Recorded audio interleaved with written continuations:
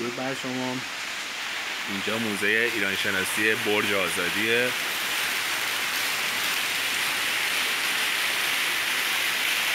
که به این شکل در واقع ساخته شده.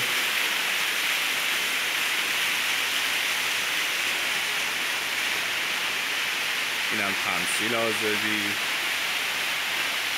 که با صورت شیشه‌ای ساختن. هر کدوم از این در واقع ماکت‌های شیشه‌ای که می‌بینید نمادی قسمت از ایران محسوب میشه. و البته بحث اقتصادی و صنعتی و اینا هم توی این نمایشگاه هست. خیلی قشنگ و شکلی ساخته شده، به نظرم خیلی زیباست. البته این برج خیلی قدیمیه. اگه دقت بکنین استان‌ها هم کاملا مشخص شده.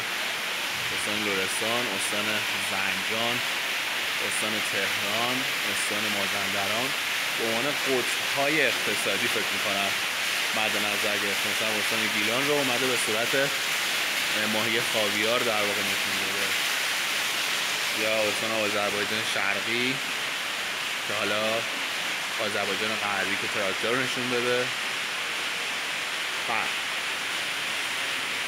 و فرش زیبایی که اینجا بهترین شکل ممکن تزیین شده و آبنمای خیلی زیبایی که اینجا درست شده. اینجا میریم داخل یک راهرو دیگه که داخل این راهرو انتهاش میرسه به یک کار هنری بسیار بسیار زیبا که فکر میکنم مربوط میشه به ادوار تاریخی ایران، چون خط میخی روش هست، هخامنشیان هست، بعد متاسفانه بحث انقلاب هم وسط گذاشتن که جز ادوار تاریخی بها محسوب میشه دیگه. و باز هم طبق معمول تبلیغات حکومتی که میبینیم ما هر جایی که در واقع همچین چیزی باشه تبلیغات حکومتی حرف اول هست. این گزارش میگم واسه گزارشگر من و تو.